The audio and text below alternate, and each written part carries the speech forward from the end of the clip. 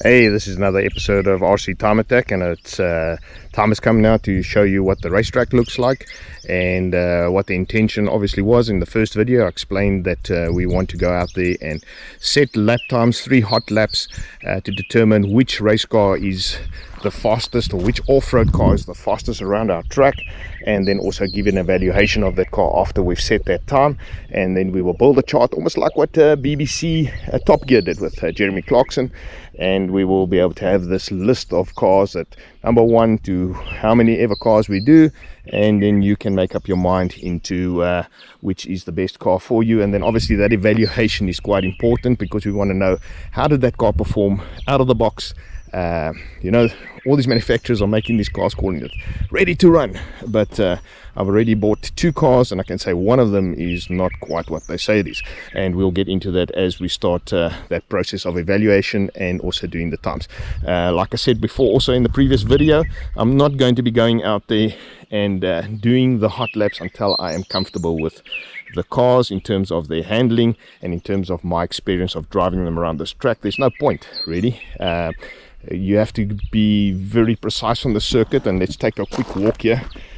So we're running this track anti-clockwise, and you can see the sun's a little bit behind me, so you got my shadow there, but quite stony. I've smoothed it out quite nicely really, if you think about it, but I don't want it to be too perfect as well, because then we're defeating the object of these off-road and rally type cars.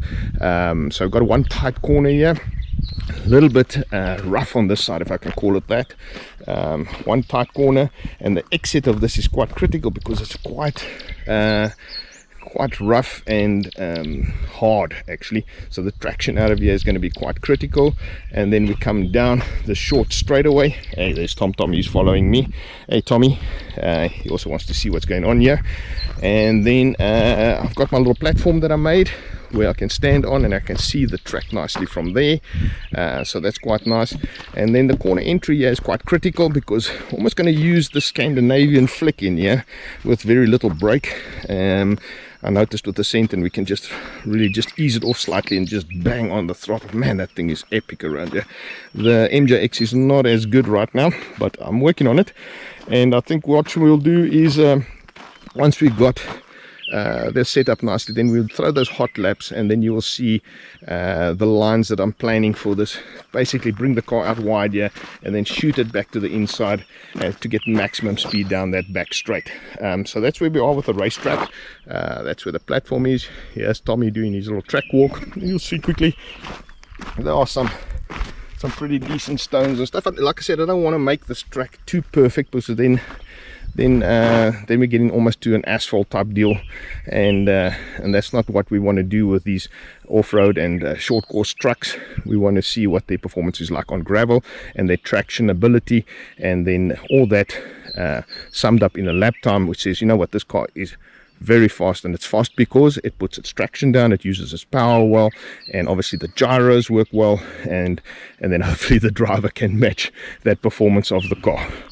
Alright guys, let me take you to the shop, and we'll just give you a quick rundown on the MJX that I'm busy preparing for practice, and hopefully down the line to do the hot laps. Speak to you now. Right, we're back here in the shop after the track walk, and just a quick overview of where we are. You will notice that I have also changed the plugs on my cars, all the cars actually, on my batteries as well. Gone to the EC5, just a nicer plug. Quite a job to do actually. Yeah, the soldering can be quite a challenge, so be careful when you do that. And maybe down the road I'll make a little video of that as well, just to show you what needs to be done. But I did notice one thing, that while I'm setting this up for the next practice session, there's a lot of movement on the front suspension in terms of the toe settings. And really what gets me a bit is that there's so much flex on everything. It's not ideal situation to get the handling sorted, but and the back also got massive amount of towing. I see the center is the same. Not quite sure why the rear has got so much towing, and there's nothing you can do about it really. So maybe somebody out there that's more experienced in RC business can tell me why they run so much tow on the back. But on the front, I've tried zero tow, and that doesn't seem to work very well because of the flex we have. And so you need to run a little bit of tow out on this deal, because remember now, under acceleration these wheels will be pulling in. Okay, so just keep that in mind when you're doing your tow settings to compensate for that. And I see Tom here. Say hello to Tom. This is my one of my hundreds of cats I've got, and he actually one of my ex-workshop cats that I bought home to come and live here on the farm with us. And so there's just to show you the tools that I bought on Amazon recently, so just make life a lot easier. And then also on the shock settings, you notice there on your cars, you'll have these 3 holes. Let me just get there quickly. 3 holes there that you can change the effective rate of the spring, really, because remember now, that action between the lower mount and the top mount of the shock changes the spring rate. Okay, so it can make it stiffer or increase the ride out of the car, actually. So at the stop position, you got the maximum ride out, but then also you got the maximum spring rate for that particular spring. And it's all got to do with the action of the leverage on the bottom control arm. So keep that in mind when you're setting up your suspension, that you can change that rate, okay, by changing the different hole settings. I've played around a little bit with it, but in the case of the track that you've seen, to compensate for the stones and stuff, the ride height is a little bit higher than what I would think people would normally want to run it on a nicer surface. Okay, so on my surface, I would like to run the car a little bit higher, because I don't want to destroy the bottom end of the car with stones and all that stuff. There's the center. We'll get into the center a little bit later, but this is a quick overview of where we are. Let me quickly just show you, and Tom is really getting involved in this video right now. Come on, Tommy, and there he is. And just quickly give you a quick overview of some of the things that I've done in my life.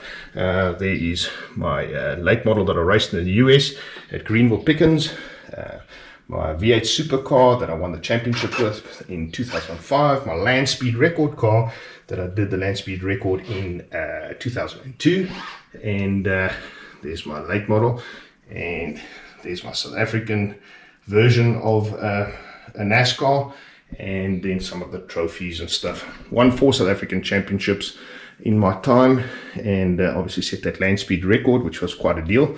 And you can actually go and look at it on YouTube. It should be a video somewhere under Spirit of Dunlop if you want to see how we did that deal. And we did it on a standard production tire, by the way, back in 2002 with a top speed of 425 kilometers an hour and an average speed of 388. So that was quite an achievement on a 225 45 17-inch tire. That was quite an ordeal, and the car was built by Mike Spitzer in the USA. So I've got a lot of connection to the USA. My years of racing, I did Formula 4 2000 Pro Series there, and SCCA, and then also my local racing. But anyway, this is the next step in my life in terms of my racing adventures. RC cars, who would have thought? And I'm just enjoying the hobby. It's a wonderful hobby, and I would like to share that aspect of it with you through this time. And just keep up to date, subscribe there so that you know when the next video comes, and we'll chat soon. All the best there. Cheers.